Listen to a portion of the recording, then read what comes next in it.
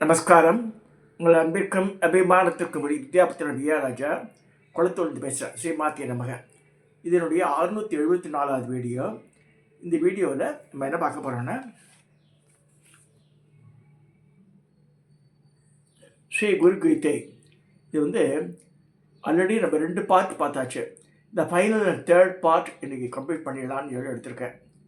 சரி, இது உமா மகேஸ்வர சம்வாதத்தில் வருது. 3rd பார்ட்டு நம்ம இன்னையோட முடிஞ்சிடும். அதாவது பரமேஸ்வரர் பார்வதி கேட்குறார், அழகிய முகம் படைத்தபடியே இனி விரும்பி ஜபம் செய்திருக்கூடிய ஸ்தானத்தை பற்றி கூறுகிறீர்கள். கடற்கரையிலும் நெதுக்கரையிலும் புண்ணியமான ஹரிகர ஆலயத்திலும் ஜபம் செய்யலாம். அதாவது ஜபம் பண்ணுறோம். ஜபம் வீட்டில் ஜபம் பண்ணுறதை விட இந்த இடம் தான் வசதின்னு சொல்லியிருக்கு. சக்தி தேவாலயத்திலும் பசு மாட்டு தொழுவத்திலும் மங்களகரமான எல்லா தேவாலயத்திலும் ஆலமரத்தடியிலும் நெல்லி மரத்தடியிலும் மடத்திலும் துளசி வனத்திலும் செய்யலாம். நித்திய அனுஷ்டானத்திற்கு பிறகு மாசற்ற பரிசுத்தமான இடத்திற்கு அமைதியுடன் மௌனமாக இந்த ஜபம் ஆரம்பிக்கப்பட வேண்டும். இது இந்த குருகீதை ஜபம் தான் சொல்கிறார் இவர். ஜபத்தால் ஜெயத்தை ஒருவன் அடைவான், ஜபசித்தியாக பயணம் அடைவான். இழிவான செயல்களை எல்லாம் விட்டுவிட வேண்டும், இழிவான இடங்களையும் விட்டுவிட வேண்டும். நல்ல சுத்தமான இடத்துல இருந்தால் தான் நமக்கு மனம், அதாவது மனம், வாக்கு, இது எல்லாமே இன்டர்ரிலேட்டட், ஒன்று தொடர்புடையது. ஸோ அதனால தான் நல்ல பிளேஸ்மெண்ட்டு, நல்ல இடம், நல்ல என்விரான்மெண்ட்டெல்லாம் பார்க்கணும்னு சொல்லியிருக்கு. மயானத்திலும் பில்ப மரத்தடியிலும் ஆலமரத்தடியிலும் வனத்தில் மாமரத்தின் முன்பும் ஜபம் செய்தல் நல்லது. மஞ்சள் வர்ணமான ஆசனம் மோகனத்திற்காகவும் கருப்பு அபிஷாரத்துக்காகவும் அறிய வேண்டும். வெள்ளை சாந்திக்கும் சிவப்பு வசியத்திற்கும் கொள்ளப்பட வேண்டும். அதுக்காக தர்பா இது கபடி ஆசனோட வெள்ளை கல்வியை வாங்கி சொல்வார் குரு. இழிவான ஆசனத்தில் ஜபம் செய்தால் அது இழிவான பயனை அளிப்பதாகும்.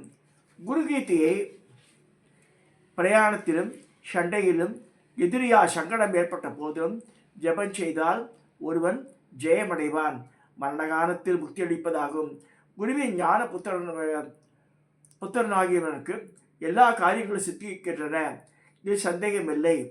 குரு மந்திரம் எவனுடைய வாயில் உள்ளதோ அவனுக்குத்தான் எல்லாம் சித்தியாகின்றன. குருவின் ஞான புத்திரனாகியவன அவருடைய தீட்சையால் தான் எல்லா காரியங்களும் சித்திக்கின்றன, வேறு விதமாய் இல்லை. 8 வகையான பாசங்களிலிருந்து விடுதலை அடைவதற்கும் பிறவி வேருடன் ஒழிவதற்கும் குருகீதை என்னும் தீர்த்தத்தில் உண்மையை உணர்ந்தவன் எப்பொழுதும் ஸ்நானம் செய்கிறான். அவனே கண்கண்ட சத்குரு, அவனே காரிய காரணமான வடிவத்திற்கு பிரம்மத்தை அறிந்தவர்கள் சிறந்தவன்.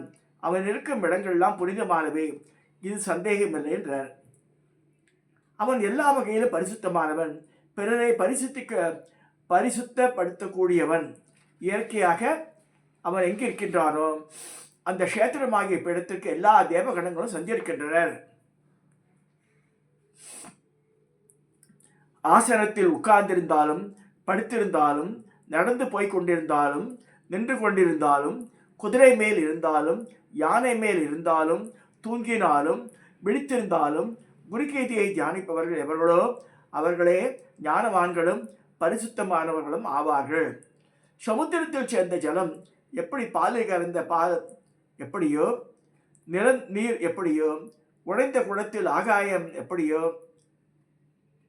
அப்படித்தான் பரமாத்மாவில் கலந்த ஆத்மா ஆகும். அவ்வாறே ஞானமாகிய ஜீவன் எப்பொழுதும் பரமாத்மாவில் உரைகிறான். ஞானி எங்கிருந்தாலும் இரவும் பகலும் ஐக்கியத்தில் இன்புறுகிறான். மகா யோகியானவன் எல்லாவிடத்திலும் எல்லா காலத்திலும் இந்த மாதிரியே இருப்பான். அதனால் எல்லா வகையான பக்தியிலாம் குரு பக்தியை ஒருவன் கை கொண்டு நடக்க வேண்டும், ஃபாலோ பண்ணணும் அர்த்தம். பார்வதி, குருவை சந்தோஷப்படுத்துவதாலேயே ஒருவன் முக்தனாகிறான். தேவி, அனிமா முதலிய சித்திகளை அனுபவித்தாலும் குரு கிருபையால் அவன் முக்தனாகிறான். ஞானியானவன் இரவோ பகலோ எப்பொழுதும் சமமான நிலையிலே இன்புறுகிறான். இவ்வாறு மகா மௌனியாய் உலகில் சமய நிலையில் உள்ளவர் ஒருவன் இருக்க வேண்டும். சம்சாரிகளாயிருப்பவர் எல்லோரும் குருகீதையின் ஜபத்தால் எல்லா ஆசனங்களையும் அனுபவிப்பார்கள் என்று என்னால் கூறப்பட்டது. முக்காலம் சத்தியம். குருகீதைக்கு சமமான ஸ்தோத்திரமும் குருவிற்கு மேலான தத்துவம் இல்லை. இது சத்தியம், சத்தியம், சத்தியம் என்று என்னால் கூறப்பட்டது. தர்மத்தின் முடிவான தத்துவமாகும். குருவே தெய்வம், குருவே தர்மம், குருவிடம் நினைத்தல் சிறந்த தபம், குருவிற்கு மேல் எதுவும் இல்லை. இதை முக்காலம் நான் உனக்கு கூறுகிறேன். எங்கு குரு பக்தி உள்ளதோ அவனுடைய தாய் தந்தை பாக்கியசாலியாக, தந்தை பாக்கியசாலி, அவன் உதித்த குலம் பாக்கியம் பெய்தது, அவன் இருக்கும் பூமி பாக்கியம் செய்தது. தேவி கல்பத்தின் ஆதியிலிருந்து கொடிய பிறவிகளை செய்த யாகம், விரதம், தபம் ஆகிய எல்லாம் குருவின் சந்தோஷ மாத்திரத்தில் பயனுடையவை ஆகின்றன. இந்திரியங்களுடன் பிராணனுடன் கூடிய உடலும் பொருளும் உற்றார் உறவினர் தாயின் குலமும் தந்தை குலமும் குருவே, சந்தேகமில்லை. பாக்கியம் குறைந்தவர்களும் சக்தி பெற்றவர்களும் எந்த ஜனங்கள் இதை நம்பவில்லையோ, குரு சேவையில் நோக்கமற்றவர்களோ அவர்கள் அசுத்தமான நரகத்தில் வேக வைக்கப்படுகிறார்கள். பார்வதி, எவர்களுக்கு குரு கிருபை இல்லையோ அவர்கள் கீழ்நோக்கி செல்கின்றனர். அவர்களுடைய வித்தியின் பலமும் பாக்கியம் பயனற்றன. பிரம்மாவும் விஷ்ணுவும் ருத்ரரும் தேவதைகளும் புத்திர்களும் கிண்ணறர் சித்தர் சாரணர் யக்ஷர் ஆகிய முனிஜனங்களும் குருவே, குரு பாவனையில் சிறந்த தீர்த்தம் அல்லாத தீர்த்தம் பெயரற்றது. தேவி, குருவனின் திருவடி தாமரைகள் சர்வ தீர்த்த மையமானது. தன் மனைவியிடம் முகம் காட்டாது மற்ற பெண்களிடம் முகத்தால் ஆசை பெற்றுக் கொண்டவர்கள் மதியினர்கள். குரு பக்தி இல்லாதவர்கள் அப்படிப்பட்டவர்கள். எனக்கு பிரியமானவளே, இதற்கு மேல் எனக்கு சொல்லப்படும் எதுவும் இல்லையே பரமசிவன் சொல்றார். சிறந்த முகம் படைத்தவளே சதி தேவி, இது ரகசியமானது, நன்கு காக்கப்பட்டது. சத்திக்கு சொல்றார். இதெல்லாம் தாட்சாயணிக்கு ருத்ரன் என்னிடம் பிரீத்தியால் முன்னிலையில் கூறப்பட்டது. மகாமாகியே, ஒரே தெய்வத்தை முக்கியமாக கொண்டு பிற தெய்வங்களை குறை கூறும் கானபதர் வைஷ்ணவர் போன்றவர்களுக்கு இதை சொல்லக்கூடாது. என்னுடைய பாதத்தை தொடு. பக்தி இல்லாதவனுக்கும் மற்றவனுக்கும் துஷ்டனுக்கும் வேதத்தை நம்பாதவனுக்கும் நாசிகருக்கும் குருகீதையை சொல்லலாம் என்று ஒரு பொழுது மனத்தால் நினைக்கக்கூடாது.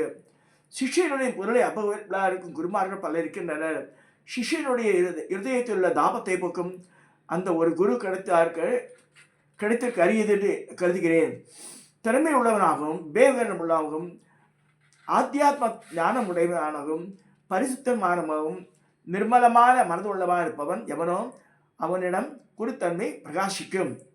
மாசற்றவராகவும் அமைதி உள்ளவராகவும் சாதுக்களாகவும் அளவுடன் பேசுவதாகவும் ஆசையின் கோபம் மற்றவராகவும் சதாச்சார சீலர்களாகவும் இந்திரியங்களை வென்றவராகவும் உள்ளவரே குருமார்கள். வேத சாஸ்திரத்தை அனுசரித்து குரு பக்தி விளக்கி கூறப்பட்டால் கூறுபவன் விசேஷமாய் குரு பக்தனாவான். கடுமையான பாதகத்தின்றும் விடுபடுவான். கெட்டவர் உறவை விட்டு பாவச் செயல்களை ஒரு விட்டம். எவனுக்கு மனதில் இந்த அடையாளம் உள்ளதோ அவனுக்கு தீட்சை விதிக்கப்பட்டுள்ளது. இந்த லட்சணங்களுடன் கூடி எல்லா உயிர்களுக்கும் நன்மை புரிவதில் ஆசை உள்ளவனாகவும் மாசற்ற வாழ்க்கை உடையவனாகவும் உள்ளவன் எவனோ அவனுக்கு தீட்சை விதிக்கப்படுகிறது. கிரியையுடன் கூடிய தீட்சா முறை முன்பு விளக்கப்பட்டது. மந்திர தீட்சை எனப்பட்டதும் அங்கங்களோடும் உபாசங்களோடும் எல்லாம் சிவனிடமிருந்து தோன்றியது. குரு சாகியத்தை அளிப்பது கிரியை இல்லாதது. ஒரு தீட்சை இல்லாமல் எவன்தான் குருவின் ஆச்சாரத்தை பரிபாலிப்பவன் ஆவான். அதாவது தீட்சை எடுக்கணுன்றார். சச்சியானந்த ரூபியும் எங்கும் வியாபித்திற்கு பரமாத்மாவும் பிரகாச ஆனந்த மூர்த்தியுமாக குருநாதருக்கு நமஸ்காரம். சத்தியமும் ஆனந்தமும் வடிவத்தவரும் ஞானமே விழிப்பையாகிற சுகத்தை அளிப்பவரும் வேதாந்தத்தால் அறியப்படுவரும் புத்தி சாட்சியாயிருப்பவரும் குருவுக்கு நமஸ்காரம்.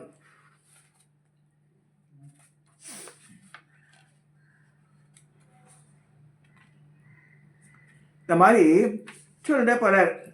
குருவை இவர் சொல்றார். ருத்ரன் சதி தேவிக்கு சொன்னதாக முடிகிறது.